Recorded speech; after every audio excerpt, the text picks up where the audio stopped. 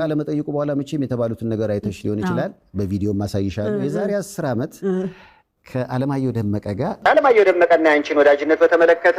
በጣም ይከብዳል 14 ዓመት ነው አብረን ይኖር ነው 14 ዓመት ኖረናል የእድሜ ጉዳይማ ሰይፉዬ 50 ከሆንኩል በለጥሽ እንዴ ሰባ ስንዳይተሙት 49 አራታው የእድሜው ማታው ኢላሂ ያ ረህማን እንኳን በዚህ ደረጃ ባደረሰ 50 በደረስኩኝ እርጅና ቁጥሩ ነው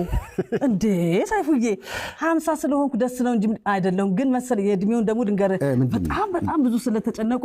እኔ እድሜ መሰለ ምን እንደሆነ ድንገር ከ30 ሊያንስ ይችላል ምክንያቱም አባቴ በፊት ያኔ ኤርትራ ምናምን አባቴ ኤርትራዊ ነው በነበረበት ሰዓት ላይ ውጡ ተብለን ነበር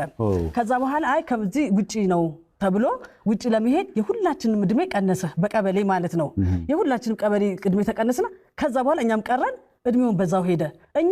በፊት በተቀነሰልን እድሜ በተጨመረልን እድሜ ነው ያወራን የነበረው ስለዚህ ከዛ በፊት የነበረው እንደዛም አልነበረ ስለዚህ አሁን ለምሳሌ 1997 አልበም ካወጣሽ 1997 አልበም ካወጣሽ ከዛ በኋላ ያለው እድሜ እንኳን ቢሰላ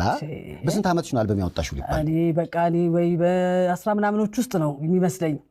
ያን ጊዜም የዛኔ መጀመሪያ አልበም ያወጣው ጊዜ ለቁም ነገር ጋዜጣ ነው ምናምን 22 ብዬ ነበር ለምን በቃ ትልቅ እንደሆን ትልቅ እንድመስል እንደዛ ነው የነበረው ከዛ በኋላ እያልኩ እድሜን እንደምንም እንትን እያልኩና ምን ነው እንጂ በትክክል እድሜም እንደዛ አልነበረ የሆነ ቃለ መጠይቅም ላይ ቪዲዮን አይቼዋለሁ ከኮይስ ጋር ነበር የቀረብሽው አዎ እዛ ላይ የተወለድሽበት ዓመተ ምህረት አለ 74 ነው ያለው እሱን አባዬ ነው በፊት አላህ ይርሐመው ነፍሱን ይበገነው ያኔ ለውጭ ሲባል ሁላችንም እድሜያችንን እንትን አድርጎ ነበር ቀበሌ ላይ ማለት ነው በዛ እድሜ ነው ሄድነውኛ ሁላችንም እህቶችም እኮ እንደዛ ናቸው ከተጨመረልን በኋላ ነው እድሜያችንን ያወቅነው ያሊማ ግልጽ እንዲሆን እሺ የዛሬ 10 ዓመት ከኔ ጋር ቃለ መጠይቅ ስናረግ አዎ የዛሬ 10 ዓመት 14 ዓመት ካለማየሁ ጋር ከኖርሽ ያኔ 24 ነበር ማለት ነው እንዴ አሌክስ 14 እኮ አይደለም 20 ዓመት ሙሉ እኮ ነው አሁን እኮ ተወሰነ ጊዜ ነው አሌክስ የዛሬ 10 ዓመት የነበረው ቃለ መጠይቅ ላይ እኔ ጋር ስናወራ ያኔ 14 ዓመት አብረን ኖርን ይላል ምናልባት ያኔ ቁጥር ስትቆጥሩ አይደለም 14 አልነበርም ያኔ በጣም ገና ነበርን አሁን በቃ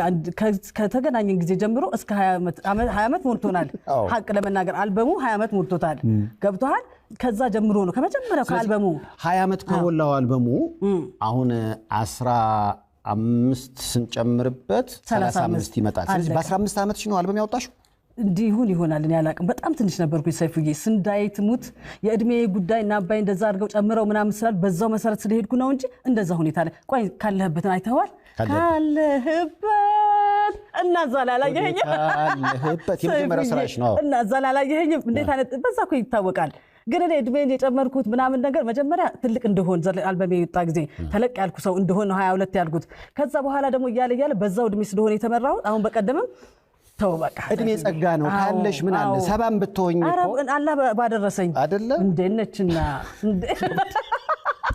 ሰይፉ ይሙት እንደነችና እድሜ ጸጋ እኮ ነው የኖረው እኮ ነው